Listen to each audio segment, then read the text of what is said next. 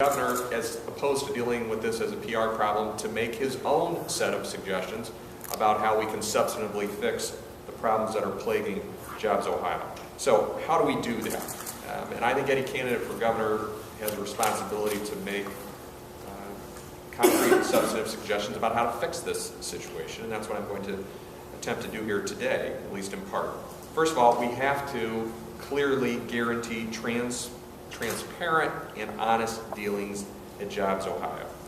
We need to reinstate the sunshine laws in a comprehensive way.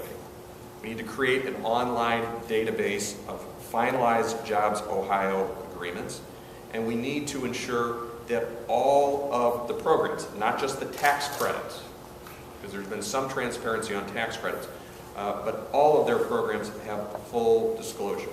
I fundamentally and philosophically reject the idea that an effective economic development strategy has to be based upon secrecy and shielding information on economic development deals from the taxpayers who fund those deals ultimately.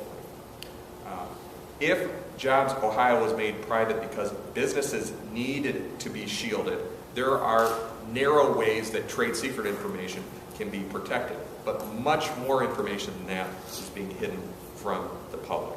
Secondly, oversight and accountability. And I just want to note that, and this is a direct quote, by the way, from some of the information that JobsOhio put out recently.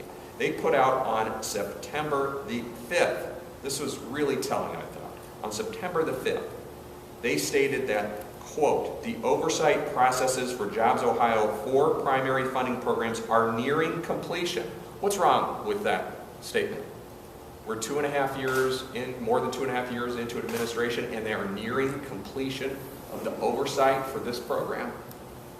That's you know, not only is the horse out of the barn, but it's down the road and over the hill. That has to be done before the expenditure of public funds. Just last week, the JobsOhio report went on to say that they are, or I'm sorry, JobsOhio in general was talking about bringing in Tom Charles in as their first ethics advisor. Same point. Why would you be bringing in an ethics advisor after public money has already been expended? I support fully reinstating the taxpayer's right to a public audit, creating watchdog oversight for JobsOhio, and requiring its leadership, I think this is important as well, to appear from time to time in front of the legislature to answer questions from the people's representatives. There's no element or aspect of government that should be immune from the people's basic right for redress of grievances, or to answer directly to the people's representatives. Now, sometimes people in an executive branch don't like that process. It can be a messy process, but that's part of the democratic process. And the fact that this particular part of state government is now shielded from them is a terrible precedent that we need to reverse as quickly as possible. Third, it's very important, I say this frequently when I'm talking about any aspect of government, it's important what you measure, and that you measure things in a rigorous and data-based way so that you can have an informed discussion. If your methodology of tracking what you're doing is imprecise or worse, a secret, you're not going to be able to have an informed debate about whether or not a process is working or whether it isn't working.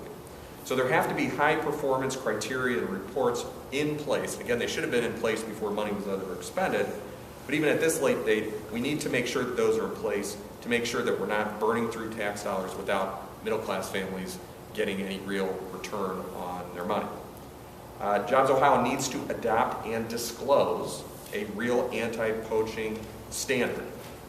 Anti-poaching is a complicated issue.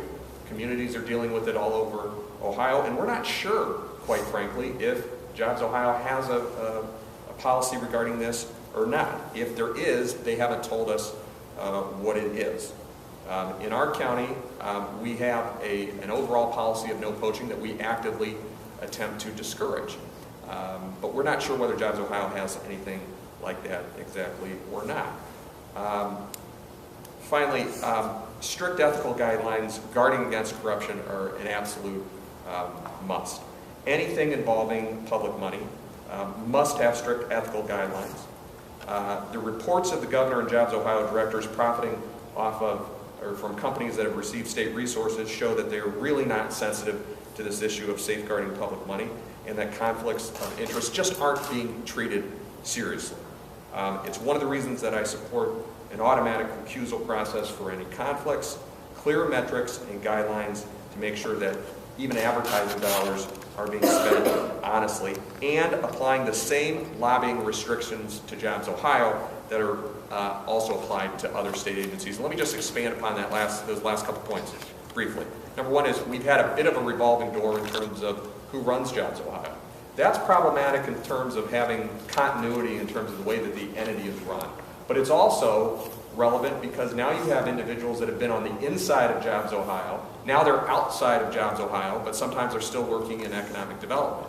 So the potential for a revolving door situation has been heightened as a result, and that has not been addressed. They have been exempted at this point from that type of restriction that a typical director of a state agency would face.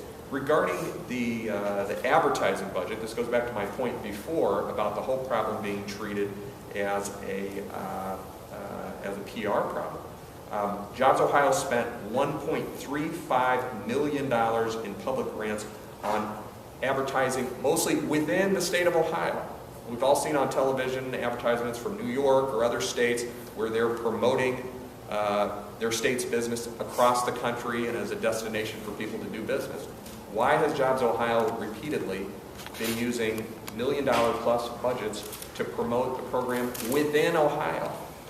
Presumably the people seeing it are here, and I don't think we're attracting a lot of business by running what I think are pretty self-serving and semi-political radio and TV ads right here in Ohio. And I'm concerned that in addition to that waste of $1.3 million a year ago, that they're going to do it again, because I don't think they've learned their lesson. They believe that the controversy that this program has generated is a result of members of the media that don't understand the program. With all due respect to them, I think people understand everything that they've been allowed to see.